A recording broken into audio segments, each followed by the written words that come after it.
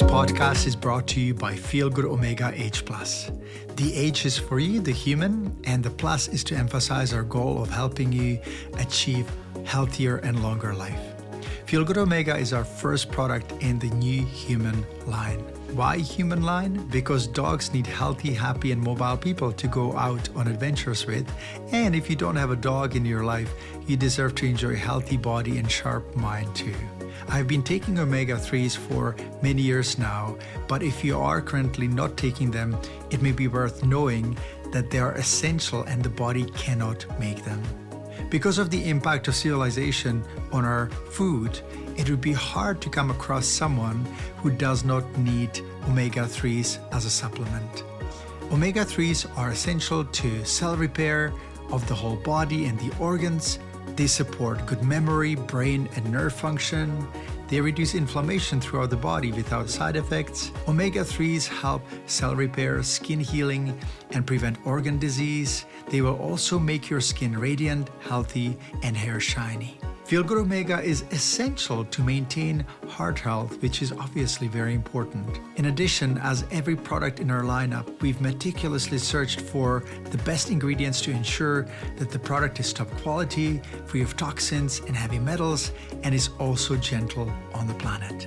Feel Good Omega H+ is free of GMO, dimethyl sulfate, and we use no methyl alcohol in the extraction process. It is also packaged in glass, which is super important for you and also for the planet. Don't miss out on feeling good. Check out Feel Good Omega H+ at feelgoodomega-h.com. Again, the website is feelgoodomega-h.com.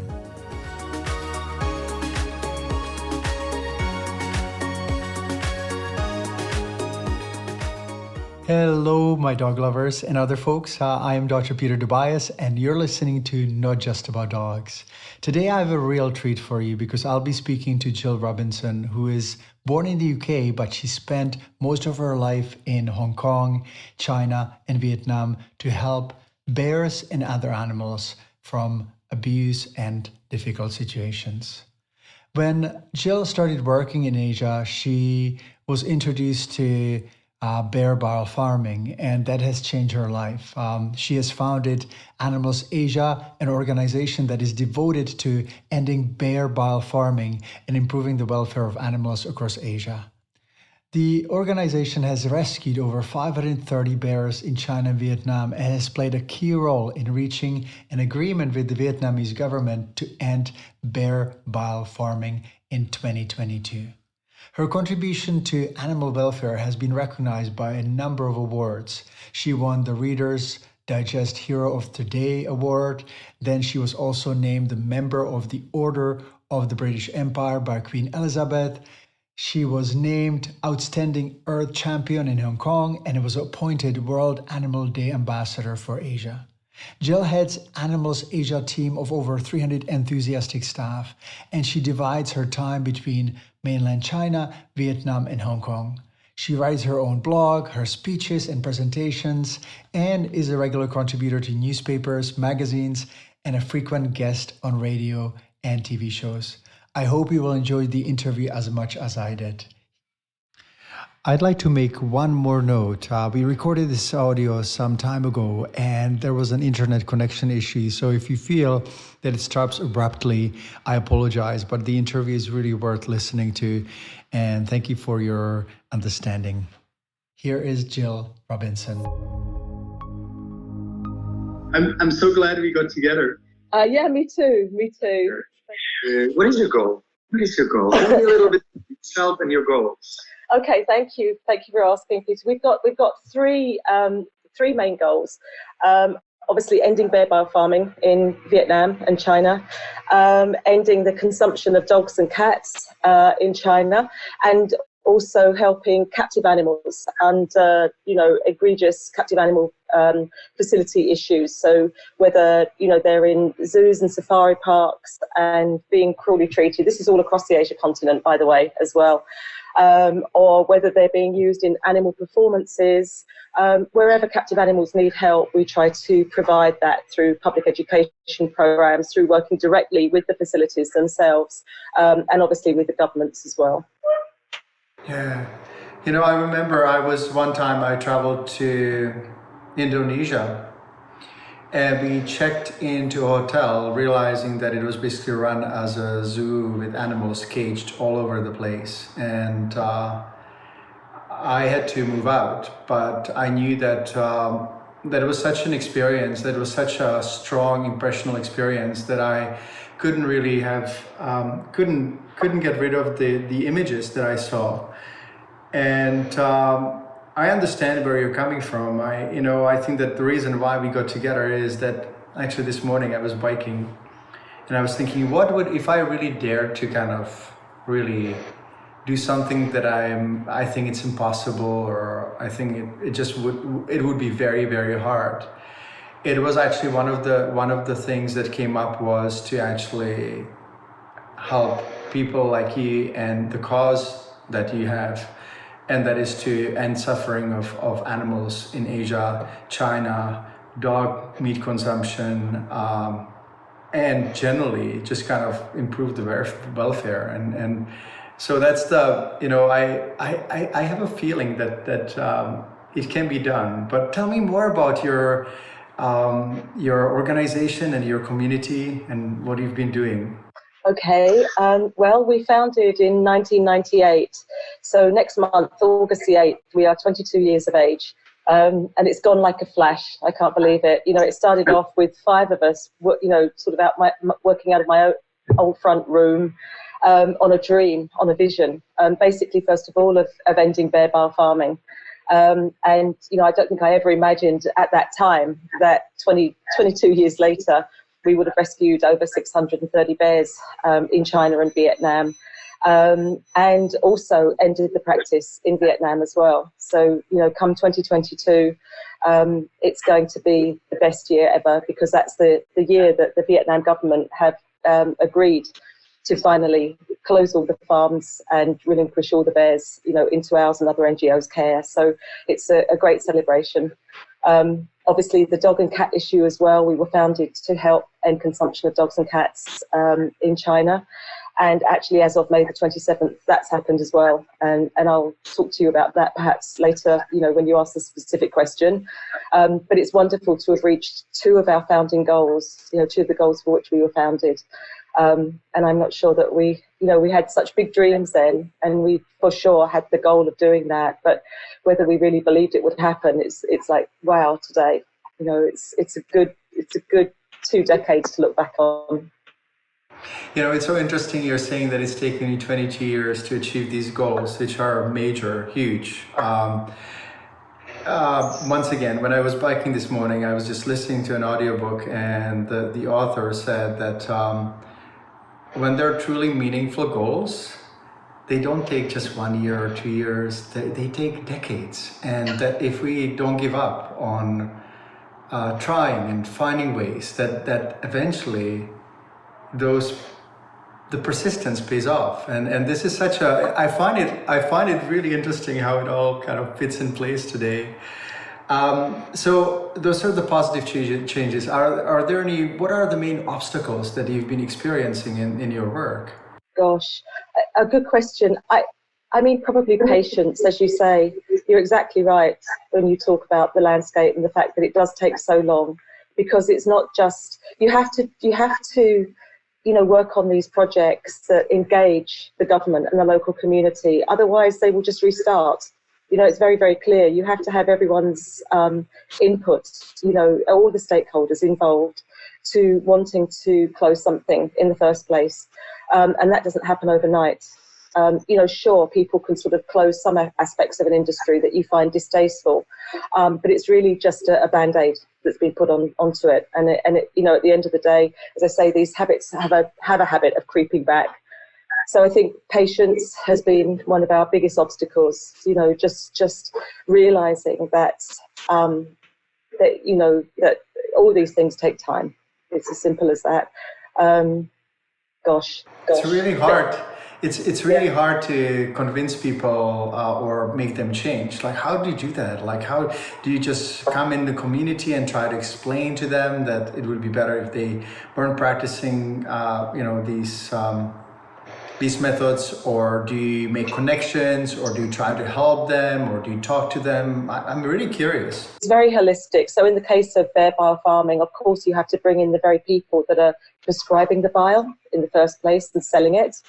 And that's obviously the traditional medicine community. And, be talking to them about at least the ones, first of all, that are sympathetic, that know that there are herbal and synthetic replacements to take the place of bear bile, and sort of having their buy-in to that. And that's where we were very, very lucky in Vietnam. We had a whole association of some 60 to 70,000 members joining us, and realizing that, the keeping of these bears on bear bile farms and the extraction of their bile is inherently cruel, and is not really within the realms and the discipline of traditional medicine of healing without harm, because of course it does harm wild species in many cases.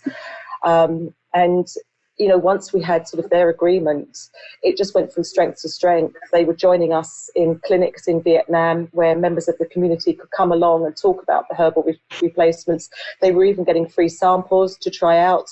And then, we were finding they were coming back to clinic after that, because they found that the herbal alternatives did indeed work very well, if indeed not better, than bear bile. So this was then, led us on to having a formal agreement with the association in Vietnam that they would end all prescription and sale of bear bile and bear bile products by the end of this year. So, that's just one small component, but it's engaging with the embassies, with the governments, with the local communities, with schools and universities, celebrity groups, everybody in the community, that sort of business groups, people that join together and really want to protect their own species, considering that bears are Appendix 1 on the endangered species list as well.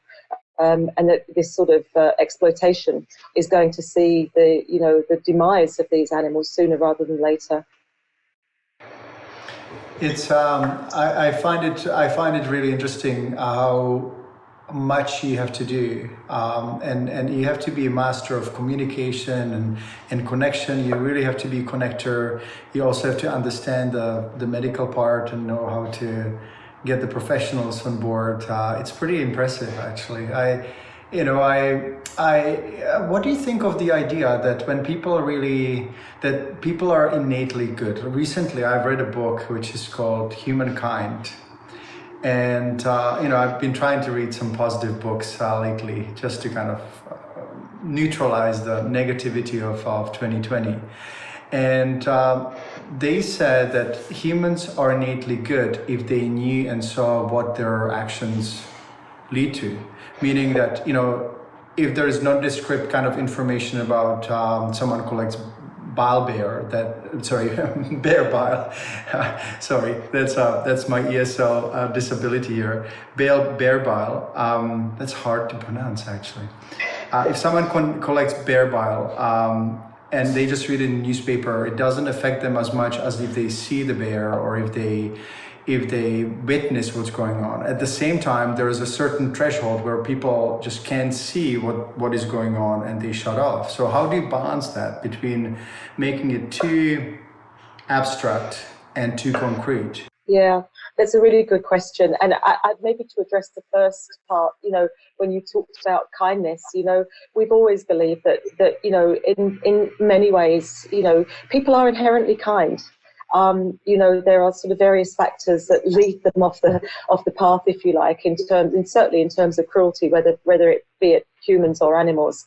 And in fact, it's actually forming the basis of our new campaign, Kindness in Action. And Kindness in Action has 4 pillars of tenacity, respect, empathy, and courage. And we're launching that in the next month, actually for Moon Bear Day on August the 8th. And it's so funny that you've raised that, because in Vietnam, certainly where we're ending bear farming, there are no enemies. Everybody is a hero. Even the bear bile farmers will be portrayed as heroes, because these are the people that are at least now willingly giving up their bears, you know, with a sort of open invitation from the Vietnam government to do that. So the whole country wins, not just the government, you know, not just the farmers and not just the bears, but the whole country, because of the reputation now that's bestowed on Vietnam for ending something that has been so horribly cruel and has really dented, I think, the reputation over the last, few decades. This is a beautiful message, actually, because, you know, instead of dividing and saying these people are good and these people are bad, you're just kind of bring them together. And that's something that many politicians in many countries should actually be really practicing today, and especially now in 2020. You're right. I mean, even the bear bile farmers, the farm, you know, we're putting them front and center of the Kindness in Action campaign. You know, we're inviting them along to do film interviews, television interviews, just in terms of why they're giving up their bears, you know, how they're contributing towards environmental protection, obviously towards animal welfare, and just making them feel proud that they've done this, and hoping that this is going to cause a ripple effect, you know, not just to other bear bile farmers, but to other people in the community who, you know, work and perhaps work with and exploit animals as well. So, this is something I think we can all celebrate together, and hopefully, as you say, will be almost a shining example for other countries to follow as well. I know that there is a general trend that people from the developing countries, and I used to live behind the Iron Curtain, I know that, try to follow the trends that kind of happen in the West, and then they try to copy, right? And they try to be a little bit like that. So instead of buying expensive purses and shoes, I think that this is great that we're actually running some different trends and not following fashion or whatever the latest trends is. But we can make actually that kind of human tendency to want to do like the others to actually improve the welfare of animals. You know, I've had in the course of my practice, I'm just gonna say that I've connected with many dog lovers and animal lovers from the UK, and I've noticed that you guys are just incredible, like seriously. And I think that there's another level of kind of animal loving. I'm not sure, where do you think it's coming from? Because I really, you know, when I take my dog through Heathrow, like everyone loves him, or, you know, it's just like, and the British clients, oh my goodness, like really, like so I couldn't prevent myself from saying that. That's a really interesting. Goodness, Peter. I know personally, I've grown up loving animals before I could say the word animal. I know that absolutely. You know, my auntie used to drag me from running across the road to stroke a dog or a cat. You know, but the fact is, I think that what we've noticed is that, you know, especially in this neck of the woods, where I think, you know, everyone abroad is so willing to point the finger at Asian countries and write the whole country off as being egregiously cruel. And, you know, what we found over these last, you know, I've been here for 35 years, and I've found over these last 3 decades that working in animal welfare, nothing could be further from the truth. And, you know, when I first started in China, there was 1 animal welfare group, and now there's over 200 animal welfare groups. And you say about people's eyes lighting up when they talk about animals. We say that all the time in China and in Vietnam. In China especially, where we've launched programs called Dr. Dog and Professor Paws. So you have dogs going into hospitals and disabled centres and homes for the blind and the deaf and the elderly. We have dogs going into schools, teaching children to read, believe it or not. And, you know, in the early years, of course, people were like, oh my God, because this is a country with the 2nd highest incidence of rabies in the world. And of course, children are taught to fear dogs, you know, but suddenly as these programs sort of started evolving and hatching out almost, then we started to see a real connection, you know, especially from the young and the elderly, actually, from those 2 extremes of ages. And then anyone in between, whether they were in the hospitals or the schools, you know, suddenly they were seeing, oh my goodness, this response is fantastic. And then suddenly doctors were taking notice, and they were starting to look at peer-reviewed papers about the benefits of animal therapy, and suddenly realizing this actually works. This is effective for improving physical and psychological health. And, you know, because of that, Dr. Dog and Professor Paws was totally born in, you know, here in Asia, and it's now in 7 countries across the continent, and we couldn't be more pleased to see it, working so positively and seeing it so much embraced as well, by animal-loving people here in this continent.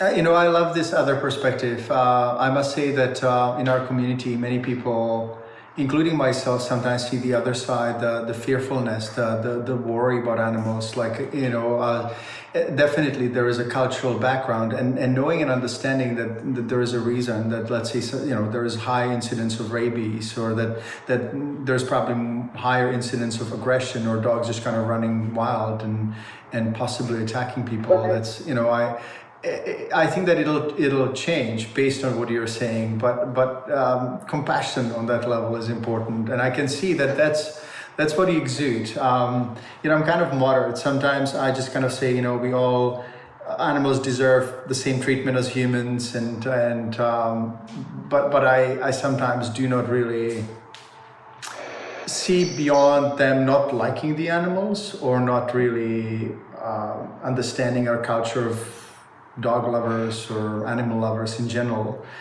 And you seem to just always kind of come from both sides and just kind of connect it together, and it feels so much better. So I hope that our dog lovers and animal lovers in our community will see that, and that we are all learning from that. Now, there's so many charities, and even I have experienced that not all of them can be trusted, how they handle the funds. I also have seen some of them really not wanting to, for some reason or another, solve problems. I had an experience when I went to Myanmar and also Thailand, where we decided that we were going to donate some money to the local charities. And after a while, I started to feel that they didn't really want to solve the problems, that they would take the donations, but they didn't really want to, let's say, introduce a spay and neuter program or some sort of, or something else. And that really puzzled me. Do you have any insight about it? Or can you explain, number one, who can we trust when we donate money? Number two, what could be the reason that they actually are not quite clearly interested in solving the problems that they're dealing with? Yes, that's an interesting one, Peter. I think, of course, doing due diligence, of course, there are groups out there that do really need to be looked into carefully. And I think if we just go onto the internet, this is a very small world now because of the internet. So if people go on, if there are any cracks to show, they will show up. I think if people do their research thoroughly. So that's the first thing. The second thing is that so many groups, and I guess all over the world, not just in Asia, but just are so challenged and so absolutely swamped. By the sheer weight of the role that they've taken on in helping animals, that sometimes I think they literally can't see the wood for the trees. Some of them are just so overwhelmed with the rescue itself, and this is a problem that we found over these decades in China, and it's something that we've been addressing with them for a very, very long time, whether it's been in conference or directly with the groups themselves, in terms of expanding their awareness, if you like, in how they're running their facilities. So if they've got a rescue facility, it's not just about rescuing dogs, but it's going out there into the public community, as you say, embracing spay-neuter programs, talking about public education, about people's fear of dogs and how to mitigate that. It's a million different issues that these groups have to look at, and outside of the rescue themselves. Otherwise, they are just totally, totally overwhelmed. And everything they do, they live, breathe, eat, sleep, dog and cat rescue, and have no time for anything else at all. And they are utterly, utterly tired by the time they get to, wiped out by the time they get to about 40 or 50 years of age. So it's really important, I think, for groups like you and I, to go in there and help with capacity training, talk about how they can raise funds, in the best way. talk about how they can upgrade their facilities, which is what we also do in China, to make these centres look better and smell better to the general public as well, because then they're going to go along and want to go and see dogs and cats living in a nice environment, rather than going somewhere where it smells disgusting and where cats and dogs are just looking as though they've had the very minimum of care, if you like. So it is, as I say, a very, very holistic program, and that doesn't happen overnight either. That takes years and years to put in place. And I'm really proud of the fact that I think many of the groups have benefited from our help, both in terms of working on the ground, but also now how they're going out in the community and portraying themselves as well to the public.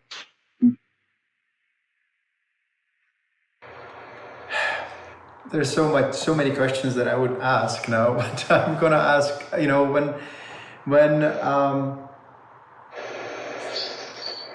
when you see, how do you deal with the challenges? Like, how do you have any methods when you see something that is really disturbing, that is really hard for a person like you or anyone with a heart? How do you deal with that? Like, is there any method, any way to neutralize it, or not to be traumatized for life, or be paralyzed and not being able to do anything or participate in the movement? Yeah, it's something that we've spoken about as a team and addressed as a team, even hiring in independent consultants to come along and talk to our teams as well over these years. It's something that's very, very important that, we all have to sort of readjust our minds, if you like, because we see the most awful things out there in the community, as everybody does across the world that's working in the animal welfare movement, and indeed many other charities as well. But it's important to recognise that, and that that there are some of us. There are just some of us that need more help than others, and that we have to bring in the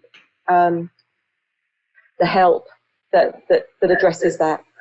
And just sort of reconnects, if you like, and allows us to go on. I mean, rescuing animals for us is one of the most amazing ways of sort of resetting our clocks, if you like, just because you just get such benefit from that, that seeing an animal that comes in from the most terrible physical and psychological perspective.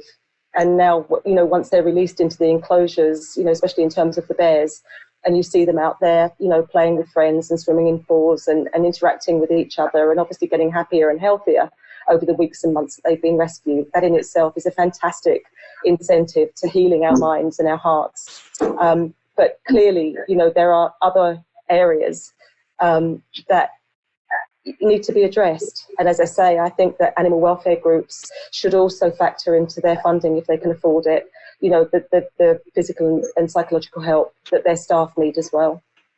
Yeah, that's a really good idea. Just having someone who would volunteer their time to coach people, train them, help them deal with the trauma of seeing some of the negativity and really horrible situations. Would it be reasonable suggestion to kind of like be aware of what's going on and try not to focus on that, but really fill our life with trying to make the change and try to focus on the positive, meaning be aware of the negative and knowing that once in a while we have to face it, but really focusing on, making the change and kind of keeping that goalpost, keeping that gate ahead and making sure that we focus on that? Or how do you deal with it yourself? Like, I really... It's just coming together as a team as well. We can all cry very freely in front of each other. We can all go away and kick walls together. We meet a lot, we socialise a lot. We're friends as well as colleagues. And that's very important too. Extremely important to be able to know that the door is always open to each other. I mean, for example, in China, where I also live on site with the bears, I've got a couch in my room that I call the crying couch. For good reason, because, if any staff are feeling upset or just down, they know that they can just come along and we can just, talk together, figure things out, have a cup of tea or a glass of wine and just, work things through. How many people do you have in your organization right now? Gosh, we have over 300 people now in Animals Asia, which I know many of them are, of course, our bear carers in China and Vietnam. But we have offices in the UK and the US, and it's obviously Vietnam and China as well, and it's just Hong Kong, of course. Sorry, it's grown, it's mushroomed over these years to an extent that it even surprises me, I have to say. You know, I'd like to know if there's something that is your truth, but not many people agrees with you. What is your truth? So let's say that you're defending something that not many people agree with you on, and you know that based on your experience or knowledge, it is true, but not many people understand or know about it, or they may disagree. Oh gosh, Peter, I tried to think of this question just really actually quickly this morning while I was brushing my teeth, and that's the most interesting question I think I've ever been asked. What is my truth? Of course, we all have many of them, and sometimes some of them are so bold that you can't actually say them as well. But I do sometimes. When I was talking about kindness before, I really mean that. I think that the majority of people have a lot of kindness in their hearts, but there are sometimes some instances where I can't help but doubting when something so horribly, violently cruel happens, whether it's to children or whether it's to animals, or adults, whatever. And sometimes I really can't get my head around it. And I always say in those circumstances that I feel sometimes that there may be subspecies of humans, that certainly maybe we are wired differently to be able to behave like that. And I have no science to back that up, except that I think sometimes the emotional wires, I've heard before stories of the emotional wires in our brain that sometimes have been disconnected, and they found that in instances where people have been cruel. And we know as well that children who are brought up in a cruel way often grow up to be cruel themselves as well. And there are many now police programs to try to mitigate that. That they realise that if children are murdering animals, for example, or being very cruel, that they would almost need to watch out for those children in case they don't turn out to be murderously cruel to people. For example, Jeffrey Dahmer, who went on to be a serial killer of animals, having been, having killed them cruelly. In his childhood, and went on to, obviously murdering people as well. So this is a really interesting topic for me, but something that I haven't, one day I would love to have time to look into that seriously, but no time now to do that. But maybe that's one of my truths. There are so many kind of branches of this question or the answer that we could talk about, but I too agree that most people are really kind and good, at least, in their heart, even though they go through hardship and sometimes they may turn on others. But then there's the segment, as you say, that I think it's like they're ill, they're not well, whether it's their brain's inability to connect the normal reactions and responses. It's just basically an aberration from the norm, or for how we humans are wired, and it's kind of almost like a misfire. I also really agree with you on the topic of when someone is abused or has a negative experience in early age, that somehow they act it out later on. I see that in animals, in dogs as well. If they have if a dog gets attacked by even a certain breed of a dog, then they start reacting to that breed and start attacking that breed.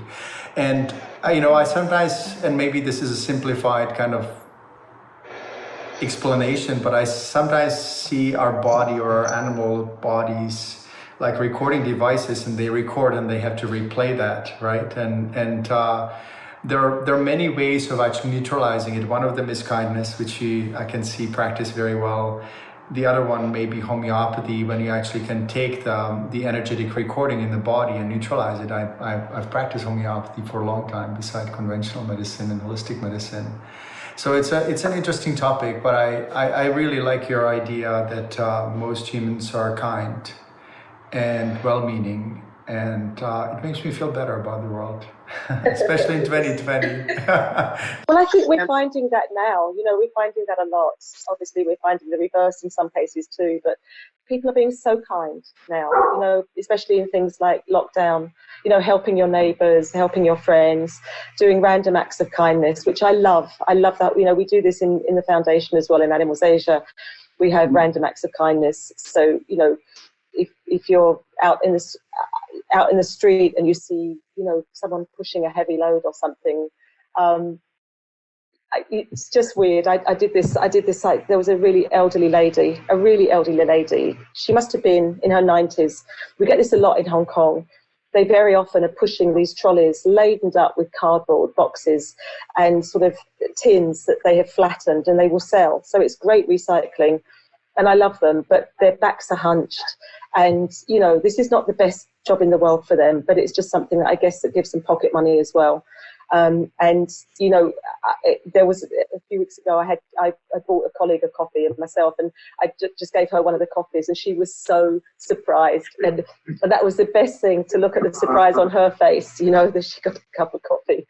And there's just loads of examples that our team are always doing random acts of kindness. So it makes you feel good as well, and I think if everyone did one random act of kindness every day, this world would be definitely a better place to live as well. It's a good reminder. The next question that I wanted to ask is, if you could change the world, or what would the world look like? What is your vision of an ideal world? I know that there's many ways this could be answered, but something that really comes to mind right now, like, what would the world look like?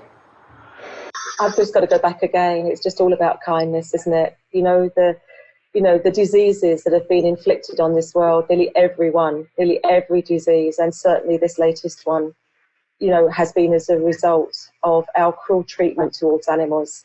So we have to change. We have to do things differently now. And that's my ideal world, that people start looking at how we do things differently, whether it's looking at, the plastics that we use, whether it's looking at our diet, whether it's looking at animal performances that are out there that we go to entertain our children and should absolutely stop, whether it looks at the products that we put on our faces and on our bodies, and whether they've been tested on animals. It's just looking more kindly at every species with whom we share our lives now, and realizing that they're not put onto this planet for our use and our exploitation. We have to, I think nature is really giving us the biggest sign, and has been for years and years and years. And if we're not taking it seriously now with this pandemic, with so many hundreds of thousands of people that have died and so many millions that have come down with this disease, then we are crazy. We are crazy that we're not looking at this seriously now, once and for all. It's like a chance, right? We've been given a chance to look at everything, and it's really a chance, Peter. There are multiple viruses waiting in the wings to create another pandemic. Multiple, millions apparently, of viruses waiting in the wings. And this is just one that has come to attack us, and it's following in the wake of, Ebola, MERS, SARS, all of these other diseases that have taken their opportunity as a result of our treatment of this planet. Mm-hmm. I like the saying, when something happens seemingly negative or obviously negative, I'm not sure what I've read that, but the saying was like this: if something bad happens, maybe bad, maybe good, no one knows, until future shows. So it's this may be another way of just kind of not losing hope, because I see so many people losing hope and being distraught and depressed, and And what do you think of that? That that seeming negativity may be positive in the long run. I'm sorry, can you rephrase the question? We are losing. So if something negative happens, I love to believe that even if it's obviously negative, that it may be in the long run, it may be actually positive, that it may be a message, or it may something good can rise out of it, right? That no lives are wasted, no suffering is wasted in the long run if we really address it and acknowledge it, and that it's an opportunity for us to create a better world. Exactly, and I mean, people are reacting to that now, and I'm delighted to say that China has obviously stopped, the consumption and trade in wild species. But there are still some areas that are left to be addressed, like the use of wild animals, obviously in traditional medicine and for science, but for eating that is now outlawed in China. And steps like that really have to be, I think, supported and applauded as well, and so that we can move on to the next stage and the next stage after that. And I think in that, I hope you don't mind, this is also an opportunity for me to say that, in China too, they've, as I said earlier on in the program, that they've stopped the sale of dogs and cats, for consumption in China as well. And we know, of course, well, we know there's a long way to go. Many of your viewers will say, yeah, but Yulin still went ahead. Yes, but there's still people that are trading in dogs and cats and eating them. Yes, there are, absolutely. But let me just say that the mechanism is there now to put the enforcement in place and to stop it. And in Zhuhai and Shenzhen, they've also stopped the consumption of dogs and cats, as well as the sale of dogs and cats for consumption. So, we have the landscape now to be able to act on this and put it forward for enforcement as well. We're working with lawyers as well, as I speak to you. And we're just so thrilled that at long last, and the reason behind it again goes back to kindness. It goes back to the fact that the government said specifically they are putting this in place because of our association and our connection with dogs in the community, and because how they help humankind as well. So these messages are getting through, as you say, and where for every negative, there are positives as well. And they are certainly, I think, coming out in China. Yes, there's a long way to go. We know that, and we've been working for these decades to bring these things to fruition. But give us the chance, because once it happens for good.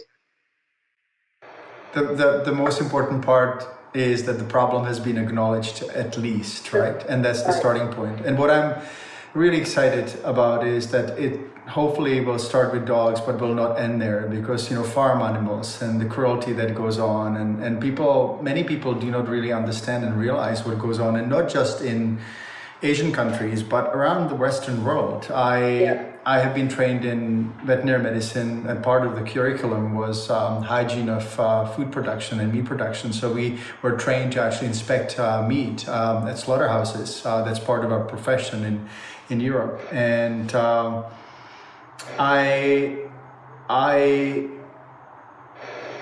think that it was a very traumatic experience, but also a very helpful experience for me to understand. And I think that everyone who eats meat and doesn't need to eat meat, because we humans don't need to eat meat, should make the decision. I'm not necessarily saying that people should stop eating meat, but I'm saying we should have the experience of knowing and understanding what's happening and how these animals are treated. And if nothing else, at least change the living conditions. And I think that, starting with dogs and just kind of going through the whole animal kingdom.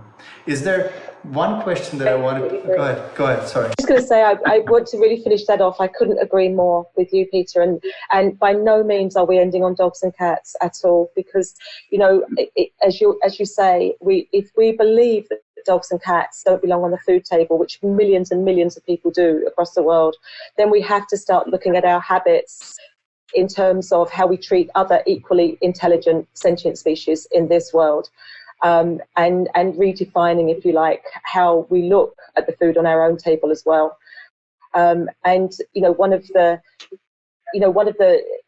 great things I think is that we can do this, and especially in China, we've just had, we've got a whole new movement sweeping across the country on plant-based food. which is incredible to see, and it comes again from a position of both, looking at the kindness, of course, aspect, but also looking at the health aspect as well. One of my favourite sayings is, why is it that one intelligent sentient animal finds its way into our heart, while another intelligent sentient animal finds its way into our freezer? And again, I think this just gives us all cause to look at what we eat and how we're treating these animals in the food chain. And again, something has to change. Once more, we're looking back on H1N1, H5N1, all the diseases, bird flu, oh gosh, swine fever, all the other diseases that are coming out again directly as a result of our treatment of these animals in the food chain. And once again, we have to do things differently. Nature is giving us a message once again. Someone just recently asked me, why would people make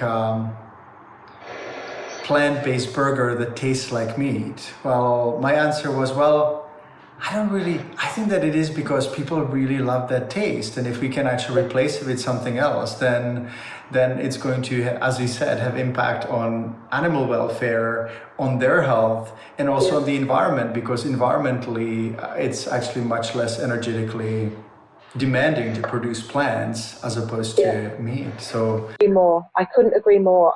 I will say 100% it's all about taste. It's all about taste. People are they're not going to give up their food, very often, unless something comes along that tastes just as good to them. And again, this is being demonstrated in China. Kentucky have just opened up their vegan nuggets, their plant-based nuggets now, and they're taking the country by storm. Beyond Beef. I know I'm mercilessly promoting this, but I'm just so excited to see it.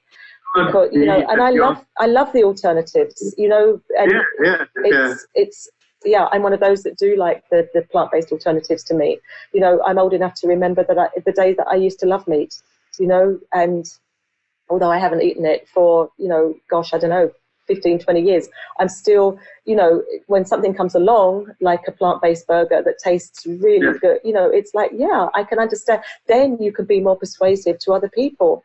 Like, go ahead. I did exactly that to one of our China directors last week, and I had bought him a couple of meat, I'll advertise again, Beyond Burgers. I bought them in for him to eat, and he'd had them in his freezer for weeks and weeks and weeks. He hadn't just been bothered to try it. And I said, "You just do it, just go," and he did, and he was like gushing. He was like, "Wow, I've never tasted this. I never thought it would taste like this. I loved it." And he was straight on to a call that we had in Hong Kong this week with a place called Green Common, which is also a wonderful. It has a kitchen called Kind Kitchen, which everything is vegan, and we were straight on a call with them about how can we collaborate together. All this sort of stuff creates these ripples, and you can talk to your friends that are not, haven't tried the plant-based lifestyle, if you like, but if you've got little nuggets of alternatives at your disposal for them to try, and they like them, then that's what it's all about. That's the change as well. I really like the idea that we can reduce meat consumption and go plant-based. Some animals don't have the luxury of being able to do that. We are omnivores, so we can actually survive and thrive. I personally, when I have history of eating meat, kind of going on and off, but for the last few years, like I've been just kind of plant-based too, because I see how much better it is for me.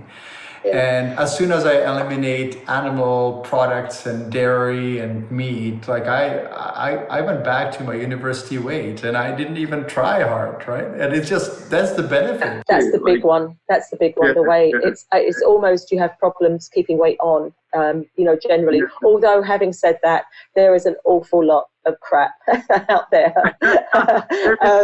On the plant-based stuff. There really is, because it's like, swimming with the fake cheese, and there's a lot of carbs involved. People eat a lot of carbs, and so, I have known some vegans that have put weight on as well. But anyway, it's it's just it's just we just got to be careful, haven't we, and make sure Food is lovely. Food is lovely. We have not planned any advertising in this broadcast, but I will advertise for Deliciously Ella, which is Ella is I don't really know. I think she's British as well, but I don't really know what her last name is. But her cookbooks and her website is Deliciously Ella.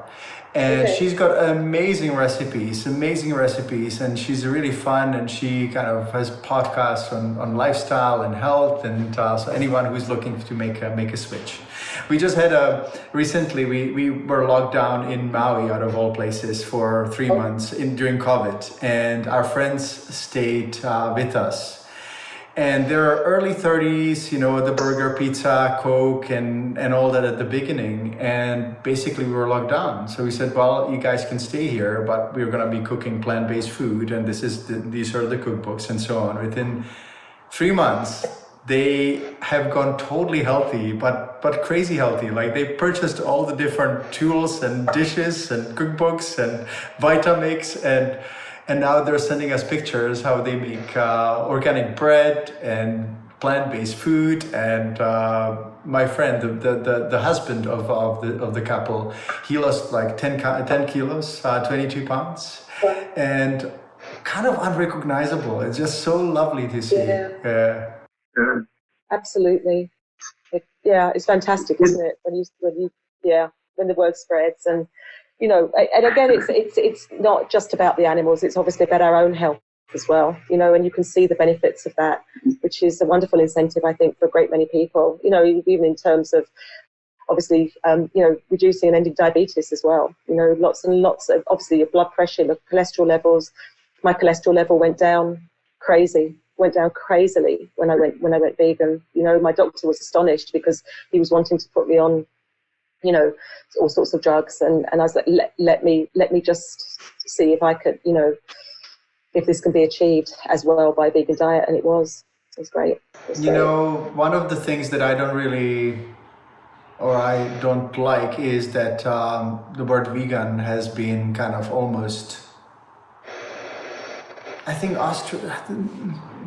people get ostracized for it, or people get talked negatively about it. And I think that obviously meat industry and dairy industry and all, they really work hard to make it sound like plant-based diet was some sort of crime or a bad thing or crazy thing to do. So I've been lately, when people ask me what I eat, I say I'm plant-based, and that actually seems to be. So anyone there, if you guys are planning to go plant-based, don't call it vegan. It's actually better to call it plant-based, just for the people feel more comfortable with it. Maybe I'm silly here, but sometimes people just, if there's someone laughed at, and there have been a lot of that, even comedians and people who I sometimes respect, they kind of make jokes and crack jokes, and I think that they shouldn't, because it's a serious issue. But if you are worried about being ostracized or being looked down upon, just call it plant-based. It sounds very fancy and good. It does. It sounds kind as well, because it is. Yeah, I agree. Or maybe kind diet. We can call it kind diet. I'm on kind diet. That would be really cool, actually. That's really cool. Is there anything that you think we could learn from animals? What can we learn from animals, from your point of view? Oh, I mean, Jane Goodall nailed it when she said she learned everything from her dog. I couldn't agree more. They teach us all the time. The bears as well. Certainly when we rescue them, they teach us, number one, forgiveness, no question. They teach us how to survive, how to be stoic, how to get through the most horrendous physical and psychological trauma. They teach us everything. It's the more we learn about animals, I think the more we have to respect them in this world, and do better at protecting them as well, and living more collaboratively with them. That's so beautiful. I sometimes find it really interesting that so many people are planning to colonize other planets, and or hoping to colonize other planets and Mars and so on. And I admire their aspirations, but at the same time, I'm thinking like, wouldn't it be much easier, and also wouldn't it feel better if we preserve what we have here and really value it, and really sit down and see the miracle of everything around us. It's unbelievable. It does it on its own. Nature does everything on its own. Nothing needs to be guarded. Like we try to invent novelties and new technology, and we have it all within the natural system. There's nothing to be invented. We just need to enjoy it. I mean, you're right. We need to look so much more closely at the other animals, at the other species with whom we share our lives. There are some fantastic studies. You know, you could be just so engaged in them. You know, so people that, you know, talk about fish and say, well, at least I only eat fish. To talk about a fish that has pain receptors and a central nervous system the same as us, that avoids situations that they know will have a propensity to cause them pain, that watch each other's backs, believe it or not. All these studies backed by science are out there. You know, the chickens that talk to their eggs, talk to their chicks while they're still in the eggs, you know, and recognize when the chicks are getting cold by the tone of their voice, and will turn the eggs over to warm them. They'll cluck to them to make sure that they all hatch at the same time. There are millions and millions and millions of stories about animals, I think, that people really, really take for granted because they just see them as a nugget or as a fish fillet on their plate. And I think once people start to connect with other species and realize the sheer intelligence and the propensity towards pain and their emotions as well, I think people will look very, very differently at these animals as well. I'm reading an incredible book at the moment about Charlie Russell, who was a bear biologist, and he was just out, you know, in the field for about 70 years, just looking and listening to bears and saying that in so many ways science has got bears so wrong. We've been taught to be really frightened of them. I agree with you 100% about bears. People who don't live around them actually are scared of them. Mm-hmm. Believe it or not, we actually had a bear on our street yesterday. We have, and I saw a bear with packs on the weekend. I live in Vancouver, BC. You are such a monkey. Stop it. Paxi. We'll have to probably re-record. You are such a monkey. He's a teenager. He's 14 months. I love sharing that. But as I say, I just wanted to, just say that sometimes, science gets it wrong, and we do, I think, have to look more closely at the species with whom we share our lives, and realise that, as you said, with bears, very often where they've been, so aggressive towards people is because they've been taught that way. They've been taught to be aggressive because of the experiences that they've had at the hands of people. It's something that I think, again, we rather than going to other planets, as you say, we need to be looking at our own planet first. Yeah. Otherwise, we're going to lose the animals with whom we've been sharing our lives. And what a tragedy that will be. What a tragedy if there's no other species left. Yeah.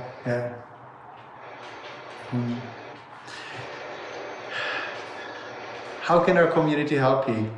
Because I'm sure that they will love to hear what you're doing. Thank you. Is there anything that we can do as a community? What can they do? Is there anything else that they should know that we haven't mentioned? Please check us out on all the social networks, on Twitter, on Facebook, on Instagram. Go onto our website. We are launching again for Moon Bear Day on August the 8th, a fantastic campaign with many celebrities. We have got the most amazing celebrities on board, which I can't divulge now, but some really big ones that we are so excited about. It's amazing, and we really need help. We have suffered as much as anyone in this COVID-19 outbreak. We've had to engage in cost cuts and everything else, and it's been terrible. We're all doing the jobs of 2 or 3 people. It's been absolutely awful. So we do need help, and we actually have animals that we have to look after, of course, like the bears in China and Vietnam, over 400 that need our help. So please help us. if you like what we're doing, we could sure use your help and kindness. So our website is animalsasia.org, and again, Facebook, where we do the launch. We're there waiting for your help. Everyone, isn't Jill an amazing person? I've so enjoyed the interview. I really look forward to talking again. And if you can visit Jill's website and Animal Asia, what is it? Again, we'll have to cut it. But Animal Asia Foundation. Animals with an S. Animals Asia. Animals Asia Foundation. Yeah. I'll just start again. Okay. Isn't Jill an amazing person? I hope that you will come and visit their site at animalsasiafoundation.org and see what you can do, how you can contribute, and also visit the social media, because there will be celebrities coming and there will be a lot of happening in the month of August, correct? Yeah. Thank you so much, Jill. Absolutely. I so appreciate you and your time. Bless you. Thank you. We'll talk again, for sure. Well, I've really enjoyed it. Thank you. All right. Bye.